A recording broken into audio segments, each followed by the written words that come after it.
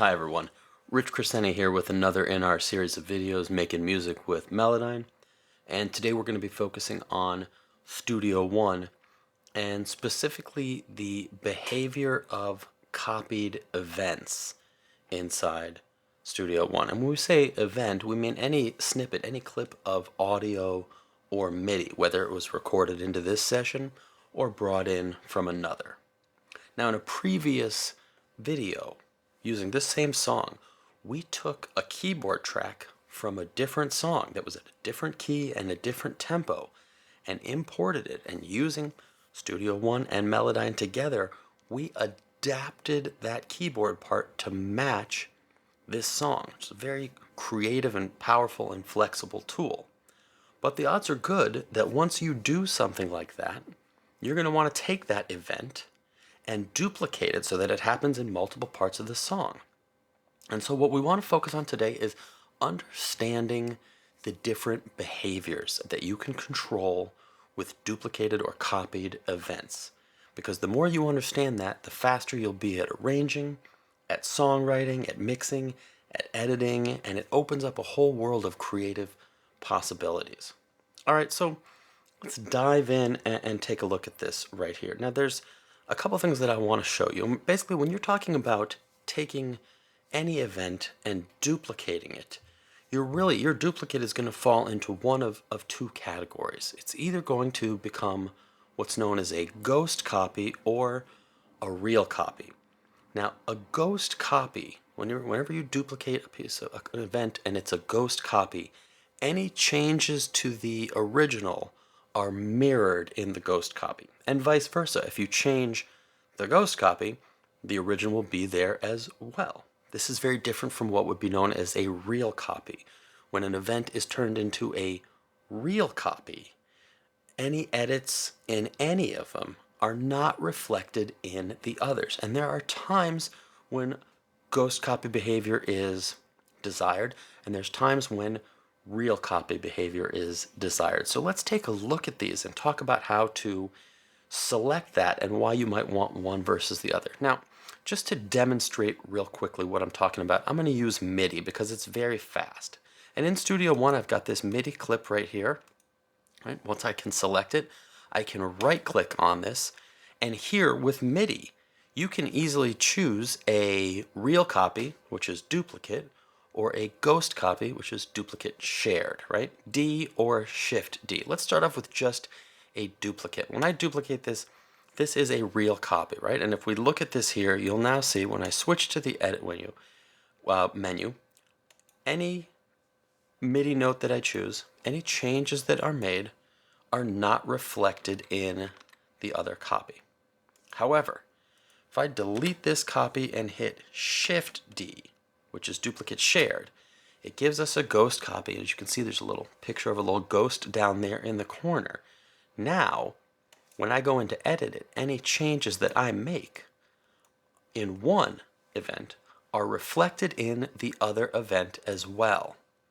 Okay, this is very, very useful. Again, you can decide with MIDI events if you want a ghost copy or if you want a real copy.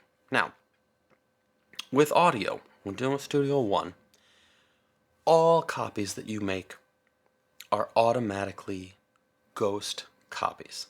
However, now there's a new version of Studio One that allows you to turn those ghost copies into real copies. And there's a couple of different ways to do this depending upon the behavior that you want. So let's take a look, right? I've got this organ that again we created for a previous video.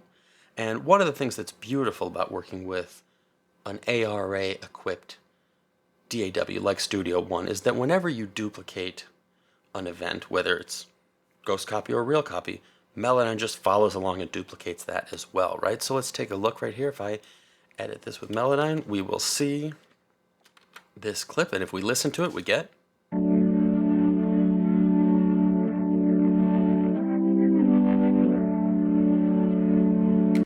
just a nice, simple keyboard pad. Okay, so let's come over here to this audio event, and I'm going to hit the letter D. And just to prove my point, I'm going to hit Shift D twice now to show you that with audio, doesn't really matter if you hit D or Shift D. When you duplicate it, you're making a ghost copy.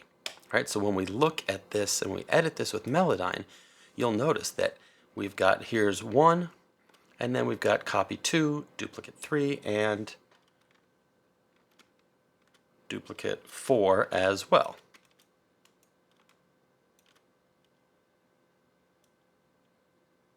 Like so. Alright, and to prove it's a ghost copy, you'll notice that any changes that I make in one are reflected in the others, right? If I pull this note up here, that happens in copy 2, 3, and 4. Okay. Now, the first way that we can deal with this, that we can turn some of these ghost copies into real copies, is very cool. And it's useful when you want to take some of these ghost copies and turn them into their own batch of ghost copies. For example, within these 4 events, let's say that I want to split 2 and 4 off and give them their own set of unique behaviors. I can select those, right, just by hitting Shift. If I hit one and then hit Shift, I can select the other. I can right-click and go to the audio menu, and you'll see that there is New Clip Version. Right? And what this did was this now took these 2 events and turned those into a new version of themselves. So when I edit with Melodyne, anything that is done to clip number 1 and 3 is reflected there, and numbers 2 and 4 now have their own behavior. This is very useful if you've duplicated an event for an entire song and now just want to have separate behavior for the 4 events in the chorus or for the 8 events at the outro. Very, very useful for separating and giving specific behavior to some of those events. Now, in other situations, I might not want any kind of ghost copy behavior at all. I might want specifically only real copy behavior. Like, for example, if I'm going to take the lead vocal and duplicate it and turn that duplicate into a harmony, I don't want any ghost copy behavior. I only want real copy behavior so that the harmony is treated completely separately from the original lead vocal. So let's do an example of that right here. I'm going to click on this lead vocal track, and I'm going to right click on it, and here we've got duplicate track and duplicate track complete. Duplicate track will give you the track without any events. When you click complete, that will give you the events as well. So I'm going to click on this right here and get an actual full copy of this, and you'll notice, again, one of the beautiful versions of here with Melodyne, by duplicating it in an ARADAW, I've got my original vocal, and automatically I've got another copy of this vocal right here inside Melodyne. Okay, now this again starts out as a ghost copy, right? Whether I'm looking at the original lead vocal or the duplicate of it right here. If I make changes to one, right, then that change is reflected in the other. I'm going to hit Command Z to undo that right there. So let me show you what I want to do, a way to treat this totally separately, right? Let me first make sure that I am in the right behavior that I want right here. And what I want to do is come over here to my duplicate that I want real copy behavior of, right? And I'm going to right click on this event and come down to event right here. And instead of going to audio and going to new clip version, what I want to do is I want to come to my event and go to separate shared copies. And this will give you unique, individual, real copy behavior, no matter how many copies I made. I only did 2 here, but if you did 3, 4, 5, if you clicked separate shared copies, each copy would be a real copy. Okay, so now that I've given this real copy behavior, right, you can see I can put my original vocal as a gray blob and my new vocal as an orange blob, and any changes that I make to one will not be reflected in the other, right? So for example, I can come over here to what's going to be this harmony and drag up a note, and you'll notice it did not drag it up on the original lead vocal. So a perfect way to create a harmony right here, right, is to come over here to give myself the chord background and give myself chord snap, right? So let's turn that back on. I'm going to select all of these notes, and because this is a harmony, I don't want it to stand out quite as much, so I'm going to bring down some of this modulation a little bit, And I'm also going to come over here to some of these transitions and make them a little bit faster, and actually come to my drift and drag that down a little bit too. So now what I've got is I've got this duplicate, and with this chord behavior and with snap on, I can now come to my pitch tool and take this and just drag this up and automatically create a high harmony, right?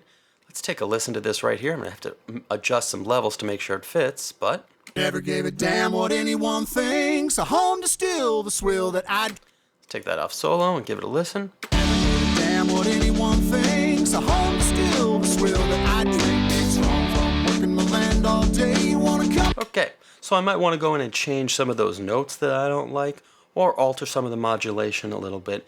But now what I've got here is true, real copy behavior, no longer ghost copy behavior.